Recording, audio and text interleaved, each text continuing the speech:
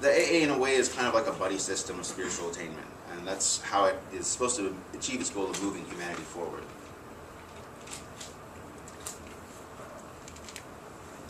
So at this point, someone's expected to have mastered dhyana, the art of concentration, and Crowley talks about this in his lectures on yoga in some detail, but it really is as simple as the ability to concentrate without interrupting thoughts, without interrupting images, without your mind wandering. So, And were you talking about Adeptus Minor right now? yes, Okay. this is within the inner college. Okay. And the Rose Cross formula is expected to be fully comprehended at this point. This is something that the adept starts studying at the Zealota grade, and so basically you should have been studying and looking at through this whole time, so you're expected to fully get that by that point. That's before initiation to Adeptus Major. The Adeptus Major is expected to have radical self-reliance, in a sense that they're no longer dependent on anyone or anything, but at the same time they have to transmit the will of their exempt adept, and that transmission is governed by that. And Crowley makes it clear, and he's a little bit, and it's a hard idea to wrap your head around, because he says that it's not, his commitment to the will of his exempt adept has nothing to do with loyalty or obedience or anything like that. It should just be freely given, because this is an initiate of the above grade, and so that they can practice radical self-reliance while transmitting the will of their exempt adept, which is the beginning, and that's a contradiction, but of course at the end point of this we're trying to resolve all contradictions and all opposites, so it's sort of the first experience of that, and that's, the Adeptus Major is the first encounter of the initiate with real authority with regards to the order. They have an authority to those in the outer college, and they have an authority to their, a sense of authority in which their Adeptus, exempt adept has over them, basically. Now, that kind of authority doesn't mean that they get to instruct each other. The AA is a strict system where a person has someone who basically they ask questions to and someone whose questions they answer, and it's as far as that. The person who they ask questions will be expected to give them, essays and tests at certain points, just so that they can prove that they've grasped the material. But that's really not even necessary as much for them as much, or as authority, as much to protect the initiate, to make sure that before they take on more responsibility than they know how to handle, they have demonstrated their knowledge. The exempt adept is expected to come up with a thesis of the universe and become the sort of leader of a school of thought. And this is kind of a big deal, because they're about to have an experience where basically rationality is no longer possible. Above the abyss, like, reason is about dividing things, categorizing things, labeling things, and the abyss experience totally destroys that. So right before they have that experience, they make their one final big label for everything, and they're a complete intellectual realization of the rational practices that they've been asked to do up until then. And it's like a kind of last hurrah for reason, basically.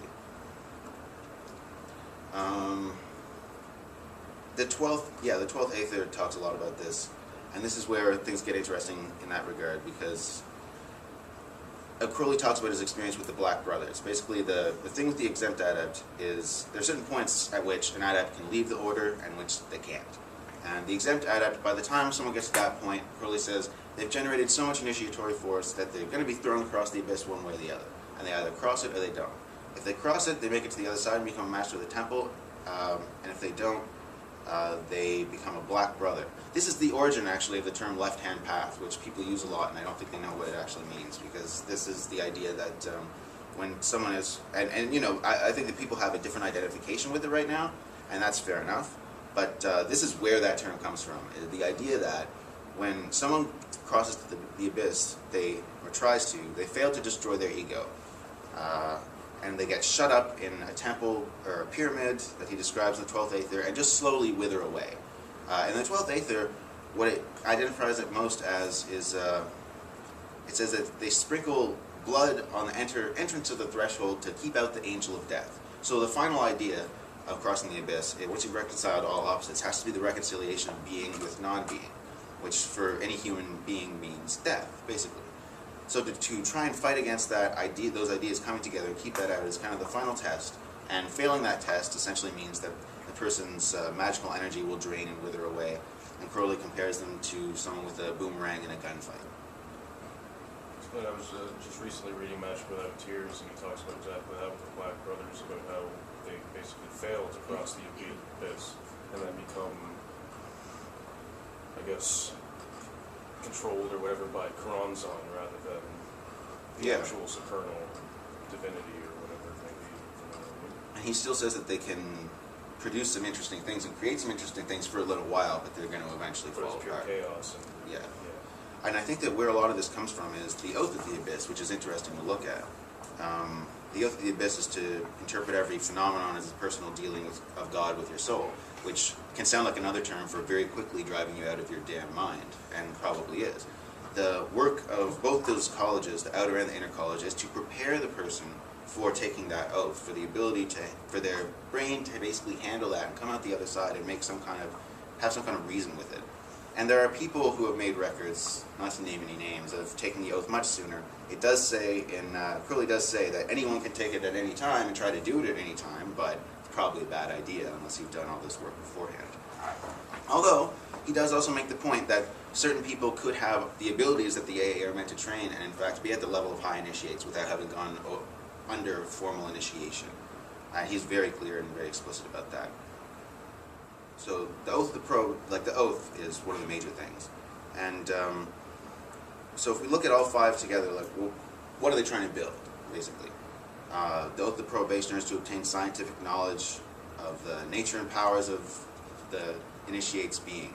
Okay, so we're starting from a basis of knowledge. And then we go on to the Neophyte, which is to obtain control of the nature and powers of the being. So that's where the initiate tries to basically master the astral plane. There's a few different things that the person has to do, but that's the main idea, is to get to the point where self-willed imagination is under control.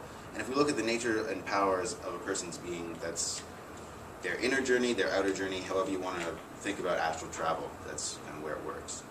At the Zealot grade, they're trying to control of the foundations of their being, which goes up onto practicus with vacillations. So, and if we balance foundation against vacillation, we have something very solid against something that moves around quite a bit. We're all familiar with vacillation. It basically literally means to just go back and forth. And then at the Philosopher's grade, it's to obtain control of the attractions and repulsions. So here we've advanced the idea of moving back and forth to what attracts and repels, which is the first sort of beginning to unite the opposites of the system that one's being presented with and getting one ready for what happens later on in the inner college. And then at the Dominus Limnis grade, it's to obtain control of the aspirations of one's being, which would assume one's direction, where one is going, which is getting one ready for the HGA operation, which is sort of a radical statement of direction.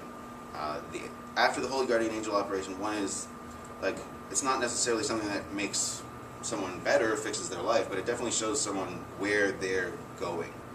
And that becomes big later on, because if we want a knowledge of trajectory, if we want to cross the abyss later, we need to be sure that we're walking the right path, essentially, is how I would describe that. There's also different holy books that chapters are to be memorized. And that's something that certain people complain about, and they really don't like that Crowley's asking them to just do rote memorization and repeat these things. But the fact is, by repeating something out loud over and over enough that you remember every word of it, you do obtain a new understanding of it.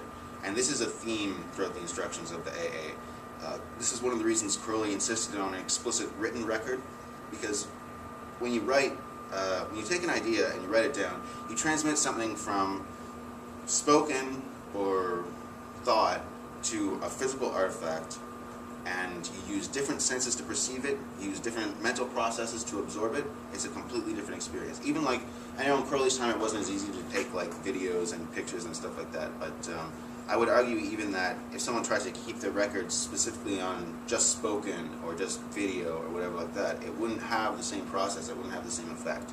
And it's all about taking the substance of one idea